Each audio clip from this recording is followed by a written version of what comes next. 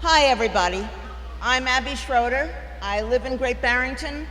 Lived there with my husband for the last, well, Aaron is no longer with us, but I've been there for 40 years and loving every moment of it.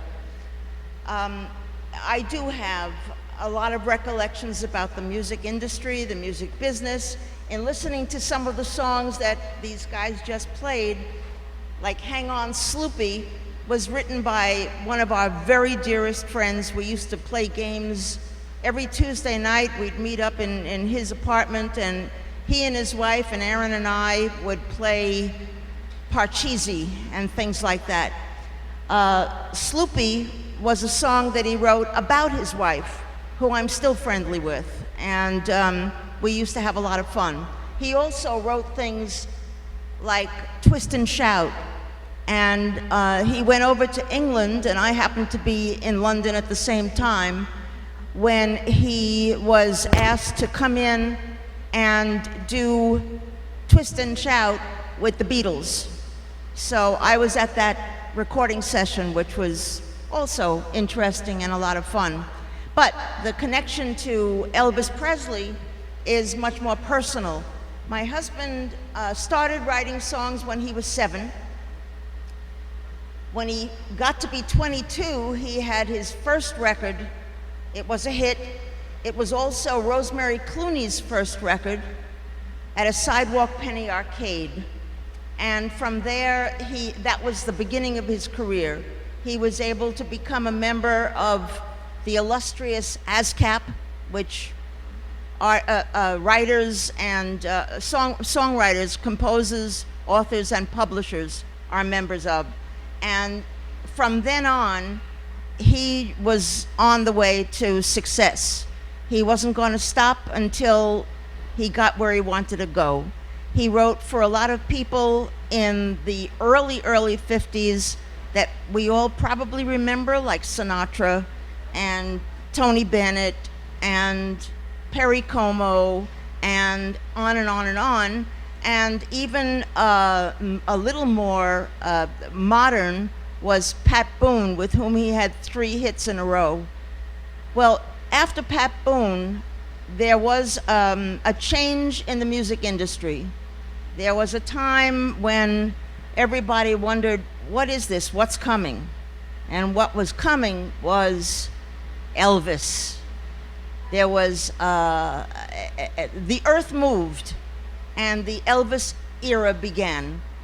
And with that, a lot of writers who only had written great songs in the golden age of music, that wrote for these people that I just named and all the others that came in the 30s, 40s, and early 50s, a lot of those writers could not make the transition. They didn't understand this new sound that people were calling music, but they called junk. So a lot of them suffered early retirement, not by choice. And people like Sinatra and Tony Bennett, while they remained very important, they took up hobbies. They, in fact, took up painting. Even Pat Boone took up painting, and I know because I have one of his paintings in my apartment. What came next, Aaron Schroeder was the youngster of this group, and he wrote with a lot of them, but he wanted to make his mark, and a few records is not enough. And so he listened, he paid attention to what the DJs had on the air when nobody else wanted to hear what they were doing, and he heard Elvis. And he said, I'm gonna write something that man is gonna sing. I'm gonna do it. And son of a gun, Elvis's first record on RCA was Heartbreak Hotel, not written by Aaron, but the other side was, what was the other side? It was I Was the One, written by Aaron Schroeder. And so here he had a beginning of an entirely new career, a career that spanned every decade from then on. That first record introduced him to Elvis, who had a circle of people around him, supposedly the protectors, but in fact, I know them all. And the ones who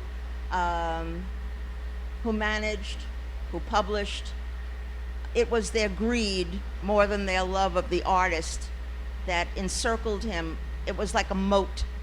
And in order to get across the moat, you had to give your songs to these people who were his publisher and his manager, which was not a fair thing for songwriters even today. It's songwriters, without them, you wouldn't have records, you wouldn't have music, you wouldn't have theater, you wouldn't have films with music behind.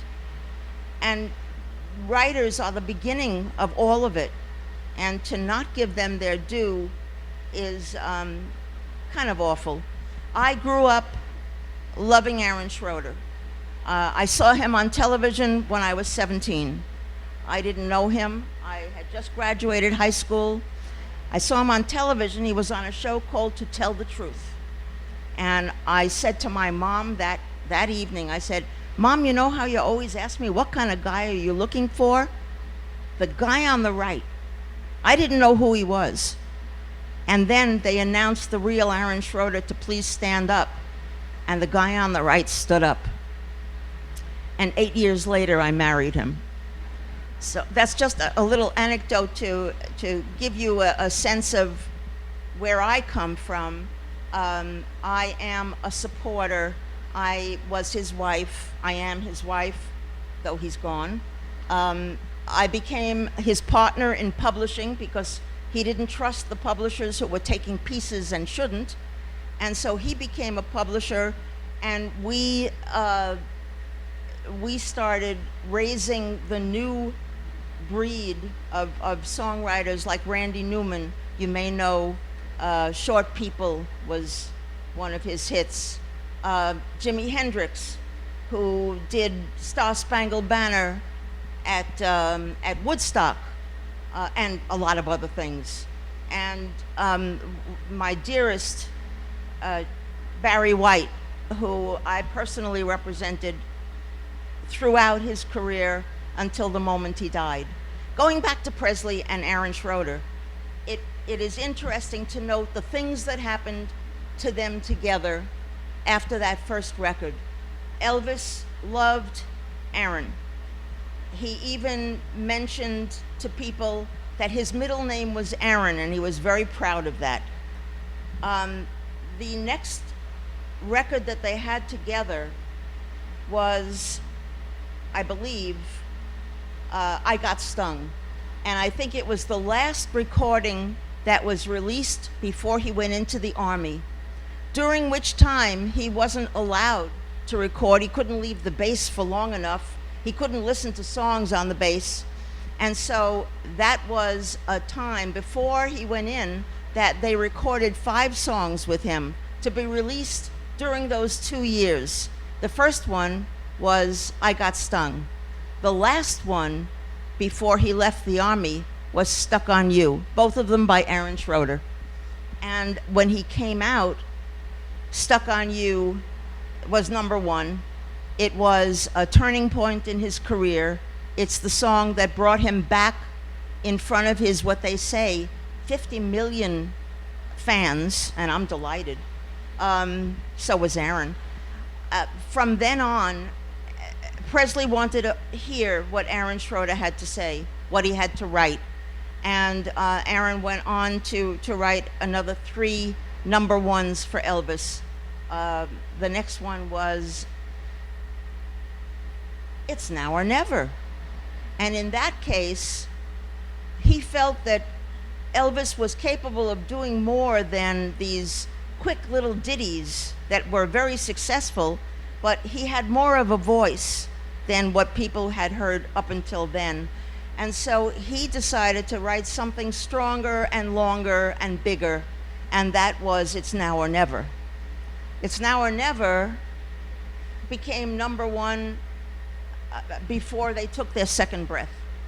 And it, to this day, it is the #1 song throughout the world for Elvis Presley.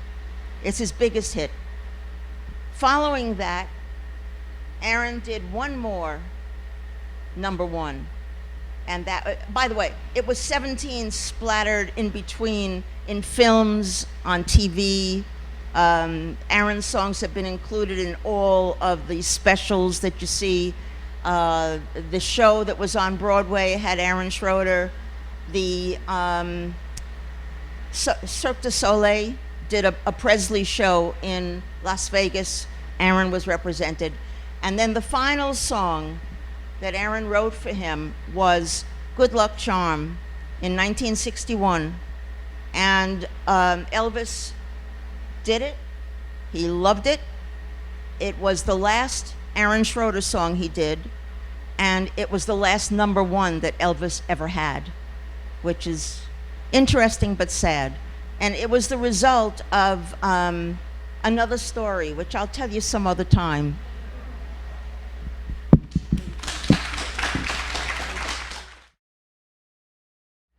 I always, I can tell that you guys are nice people and you're Elvis fans. So I'm going to do my best doing this song. Elvis recorded this song, and it was written by a young lady from Manhattan, believe it or not, and her name was Timmy Euro, if you want to research it. And the song was called Hurt, and it's one of the hardest ones to do in the business. So, that's right, Robert Washington. He's a black guy. I know he does. Anyway, I'd like to do this song for you, and it's called Hurt. I'm gonna do the best I can, and if my lungs come out, just throw them back up here, okay? So, I'm ready. Anyway, here we go. Ooh.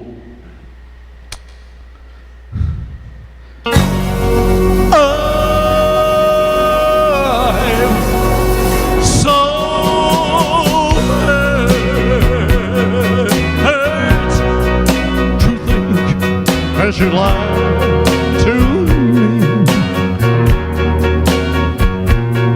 oh, I'm hurt when I'm living sight of you.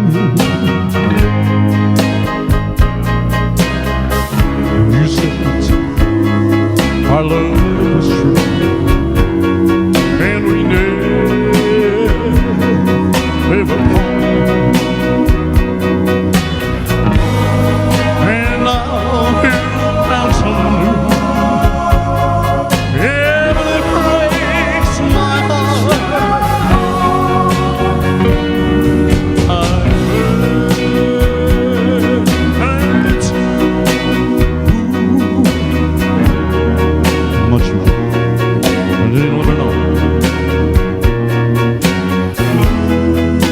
Darling, I'm so hurt.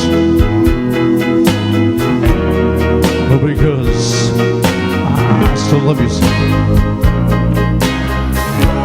Even though you hurt me, yeah, like nobody else would ever do. I would never, ever.